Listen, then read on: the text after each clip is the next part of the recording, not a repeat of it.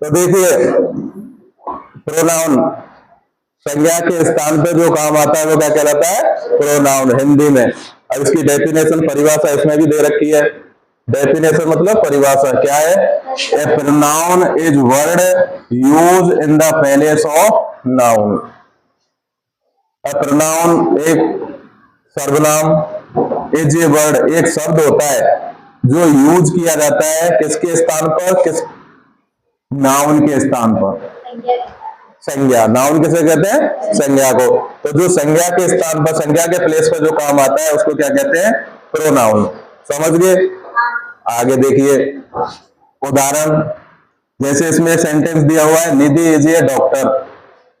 क्या दे रखा है? निधि इज ए डॉक्टर। तो इसको हम कैसे लिख सकते हैं? सी इज ए डॉक्टर। तो यहाँ पे जो निधि है जो क्या है? नाम है व्यक्ति का, और नाम को क्या कहते हैं? संज्ञा, नाउन।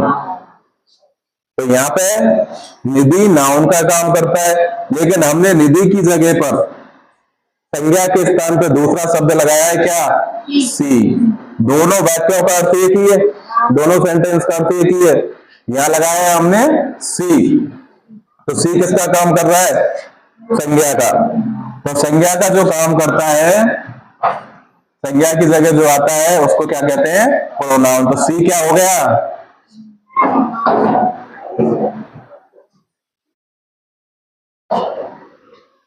ठीक है। दूसरा उदाहरण देखिए, रजत इज प्लेइंग क्रिकेट। तो इसमें रजत क्या है? नाउन है, व्यक्ति का नाम है ना। तो नाउन की जगह पे हम क्या लगाएंगे? अब प्रोनाउन लगाएंगे। तो ये व्यक्ति है, पुरुष है, तो पुरुष के लिए क्या लगाएंगे? ही। और वो महिला थी तो उसके लिए क्या लगाया? सी। दोनों का अर्थ वही है, तो इसको हम यह लिख सकते हैं ही इज प्लेइंग क्रिकेट। रजत की जगह क्या लिख दिया? ही, और निधि की जगह क्या लिख दिया? सी। तो अगर महिला के लिए प्रोनाउन प्रयोग करना है तो क्या आएगा? सी, और पुरुष के लिए करना है तो ही। ठीक है। तो ये तो हमारी हो गई सामान्य सी पहचान के प्रोनाउन होता है क्या है। संज्ञा की जगह जो काम आता है वो क्या होगा? प्रोनाउन होगा। अब देखिए प्रोनाउन के प्रकार, 6 प्रकार के प्रोनाउन दे रखे हैं। कितने दे रखे हैं? 6। पर्सनल प्रोनाउन नंबर 1, जिसको बोलते हैं हिंदी में व्यक्तिवाचक सर्वनाम, जो व्यक्तियों का बोध कराता है। दूसरे नंबर पे है पजेसिव प्रोनाउन, जो क्या दिखाता है? अधिकार। जैसे मेरी पुस्तक, मेरा घर, मेरी टेबल। तीसरे नंबर पर डेमोन्स्ट्रेटिव प्रोनाउन, संकेतवाचक, जो इशारा करते हैं, वो, यह, यहां। ठीक है, 3 हो गए। चौथा है एम्फेथिक या रिफ्लेक्सिव प्रोनाउन, दृढ़तावाचक, दृष्टा नहीं, दृढ़तावाचक, जो किसी बात को जो सब्जेक्ट में बोलता है, संज्ञा जो बोलता है, उस पर जोर देने के लिए प्रयोग में लिए जाते हैं कि मैंने खुद ने वहां जाकर के देखा। तो मैंने खुद ने जाकर के देखा, तो खुद पे जोर दे रहे हैं ना, तो वो दृढ़तावाचक प्रोनाउन वहां पे काम आता है। खुद का क्या होगा इस सेंटेंस में? खुद, स्वयं, सेल्फ, वो होगा दृढ़तावाचक प्रोनाउन, सर्वनाम हिंदी में। 5वें नंबर पे आता है रिलेटिव प्रोनाउन। रिलेटिव का मतलब क्या होता है? संबंधवाचक। संबंधवाचक और अधिकारवाचक दोनों लगभग एक जैसे लगते हैं। अधिकार वाला तो क्या दिखाता है? अपना अधिकार दिखाता है किसी वस्तु पर। और संबंध का मतलब हम, वस्तु में और हम में क्या संबंध है। ये मेरी पुस्तक है, तो मेरी क्या हो जाएगा? संबंधवाचक प्रोनाउन। मेरी, मेरा, ये। और लास्ट में जो है 6ठे नंबर पर, वो है इंटरोगेटिव या प्रश्नवाचक सर्वनाम। इंटरोगेटिव मैंने सुबह भी बताया था, क्या होता है? प्रश्नवाचक। प्रश्न जब पूछते हैं तो उसको बोलते हैं इंटरोगेट। तो किसी वाक्य में प्रश्न पूछने के लिए जब हम किसी संज्ञा के स्थान पर सर्वनाम का प्रयोग करेंगे तब वहां उस सर्वनाम को क्या कहते हैं? प्रश्नवाचक सर्वनाम या इंटेरोगेटिव प्रोनाउन। ठीक है, प्रश्नवाचक सर्वनाम और क्या है? प्रश्नवाचक ही है। तो ये हो गए अपने 6 प्रकार के प्रोनाउन। अब इनके बारे में एक एक करके हम अलग से डिटेल में पढ़ेंगे। ये तो प्रकार हुए इनके। तो सबसे पहले कौन सा पढ़ेंगे? Personal pronoun. ये लिखा है आपने, ये भी सबसे पहले आता है पर्सनल प्रोनाउन, और जिसको बोलते हैं व्यक्तिवाचक सर्वनाम। तो इसकी परिभाषा देख लो सबसे पहले तो। A pronoun used in the place of the name of a person, place, animal or thing is called personal pronoun। यानी जो संज्ञा की परिभाषा है वो परिभाषा है किसी व्यक्ति, वस्तु, स्थान के नाम को जो प्रोनाउन, जो सर्वनाम बताता है वो क्या कहलाता है? Personal pronoun. These pronoun can be used as the subject as well as the object in a sentence। ये ध्यान रखने वाली बात है व्याकरण में, जब ग्रामर में पढ़ेंगे अगर आगे, तो कि किसी भी ऑब्जेक्ट का जो सब्जेक्ट होगा, क्या होगा? सब्जेक्ट। हिंदी में किसी भी कर्म का जो भी कर्ता हुआ, किसी कोई वाक्य बनाएंगे हम तो कर्ता, क्रिया, कर्म, सब्जेक्ट, वर्ब, ऑब्जेक्ट, 3 चीज चाहिए। तो अगर कोई ऑब्जेक्ट है तो उस ऑब्जेक्ट का जो सब्जेक्ट होगा किसी भी सेंटेंस में, तो वो सब्जेक्ट क्या होगा? पर्सनल प्रोनाउन ही होगा। पर्सनल प्रोनाउन का उपयोग सब्जेक्ट की जगह और ऑब्जेक्ट की जगह दोनों प्रकार से किया जा सकता है। ठीक है,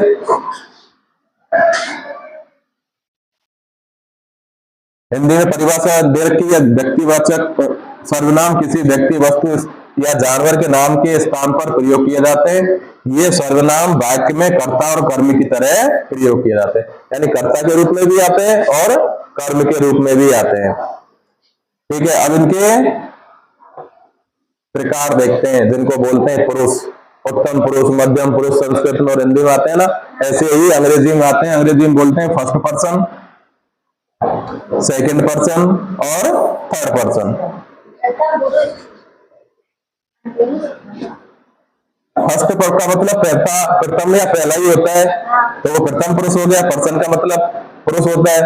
सेकंड का मतलब मध्यम, लेकिन द्वितीय होता है, अलग अलग भाषाओं में अलग अलग है। थर्ड का मतलब तृतीय पुरुष होता है, लेकिन अन्य पुरुष के नाम से भी जानते हैं। अब फर्स्ट, सेकंड और थर्ड में अंतर क्या है? फर्स्ट कौन होता है? खुद स्वयं जो बोलता है, जो कोई कार्य करता है, वो क्या होता है? First person. और सेकंड वो होता है जो जिससे बात कर रहा है, जिससे बात कर रहा है। जैसे मैं आपसे बात कर रहा हूं तो यू क्या हो गया? Second person. और जिसके बारे में बातें करते हैं, जो वहां उपस्थित नहीं होता है, वो कौन सा होता है? तीसरा। वह है जो यहां नहीं है, वह औरत, it, her, him, they, them. हाँ, औरत लड़की नहीं होती। दोनों, लड़की के लिए भी सी लगता है और औरत के लिए भी सी लगता है, दोनों एक ही बात है। फीमेल के लिए सी लगता है। अब फीमेल में लड़की को संभालो, बुढ़ी डोगरी को संभालो या जवान औरत को संभालो, वो आप किसी को भी संभालो। लड़का के लिए, बुढ़े व्यक्ति के लिए, जवान व्यक्ति के लिए, छोटे टावर के लिए, सबके लिए ही लगेगा। पुरुष का बोध होना चाहिए ही, महिला का बोध होना चाहिए सी। अब उम्र कितनी भी हो, उम्र से कोई दिक्कत नहीं आएगी कि भाई उम्र कम है इसकी, तो इसमें बस सी की जगह ही लगा दो या ए की जगह सी लगा दो, ऐसे नहीं लगेगा। हाँ, एक जगह आती है जहां पर हम ही सी दोनों को छोड़कर क्या लगा देते हैं? इट लगा देते हैं। आया तो पूछोगे तो मैं बताऊंगा, लेकिन कब आता है? वो जब आता है कि कोई छोटा बच्चा है किसी की गोद में, है ना, और उसका हमें पता नहीं है कि लड़का है कि लड़की है। भाई छोटे बच्चे का क्या पता रहता है? गोद में है किसी के, में कपड़े पहने हुए, पता ही नहीं है। तब हम उसके लिए इसी का उपयोग कैसे करें? तो इट लगा देते हैं, कोई भी हो, सब चलता है। और फिर दूसरा पॉइंट यहाँ ये भी आता है कि जो उसके बारे में, बच्चे के बारे में जो बोलना चाहता है, उसकी सोच क्या है, वो उसको किस नजर से देख रहा है। लड़की की नजर से देख रहा है तो वो लड़की भी लगा सकता है, सी भी लगा सकता है। अगर उसको लगता है कि लड़का है तो वो ही भी लगा सकता है। लेकिन अगर दोनों से बचने के लिए सही रास्ता क्या है? अब इनके प्रकार देख लीजिए,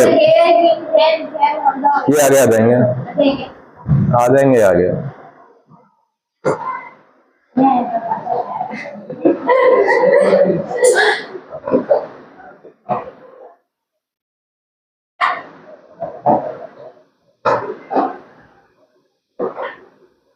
ये टेबल है, ये तुमको याद करनी है। ये याद हो जाएगी तो तुम्हारी ग्रामर सही हो जाएगी। तुम पूछते हो कभी कभी, जैसे अंग्रेजी बनवाता हूं मैं, लिखा देता हूं कभी कभी कि उसने पुस्तक फाड़ दी, तो पूछते हो उसने की अंग्रेजी क्या लगाऊं? अच्छा, ये तो जानते हैं कि वह की अंग्रेजी तो ही होता है, तो उसने की क्या होता है? तो ये हिंदी के शब्दों को पकड़ना है, उसने और वह एक ही बात है। तो यहाँ पर फर्स्ट पर्सन के फॉर्म्स दिए हुए हैं, रूप दिए हुए हैं। इसके दो हो सकते हैं, एक तो सिंगुलर और एक प्लूरल। जो फर्स्ट पर्सन है वो अकेला भी हो सकता है और बहुवचन में भी हो सकता है। मैं, मेरे साथ में और भी हो तो हम, तो दो हो गए। आई तो एक वचन और वी बहुवचन। अगर सिंगुलर पर्सन है तो आई और बहुवचन है तो वी। और इसका ऑब्जेक्ट क्या होता है आई का? फिर मी यानी मुझे। अस का मतलब बहुवचन में आ जाएगा। तो मैं अकेला हूं तो मुझे, और हम बहुत सारे हैं तो हमें या हमको। इसी तरह से सेकंड पर्सन में देखिए, सेकंड पर्सन में यू होता है, यू यानी तुम। अब तुम एक वचन भी ऐसा ही होता है और बहुवचन के लिए भी यू लगाते हैं। एक वचन बहुवचन दोनों कैसे होते हैं? सिंगुलर प्लूरल दोनों में यू ही आता है। और इनका जो ऑब्जेक्ट होता है वो भी यू ही होता है। यानी अगर किसी वाक्य में कर्ता के स्थान पर, सब्जेक्ट के स्थान पर सेकंड पर्सन को यूज करना है तब यू ही लगेगा, और ऑब्जेक्ट के स्थान पर भी यूज करना है तो यू ही लगेगा। लेकिन इसमें क्या था, फर्स्ट पर्सन में ऑब्जेक्ट की जगह पर अपन को यूज करना है आई क्या, तो क्या लगेगा? मी। और वी की जगह पे क्या लगेगा? अस। ठीक है। थर्ड पर्सन में अगर एक वचन है तो पुरुष के लिए तो ही और महिला के लिए सी। एफ का मतलब फीमेल और एम का मतलब मेल। मेल का मतलब पुरुष और फीमेल का मतलब महिला। तो अगर मेल है, पुरुष है तो ही, और फीमेल है तो सी। और अगर ऑब्जेक्ट की जगह काम में लेना है तब ही की जगह हिम और हर की, सी की जगह हर। तो तू पूछ रही थी ना कि ये हिम और हर, तो ये हिम और हर ये है। ठीक है, आ गया समझ में? अब वो बता रहा हूं ना।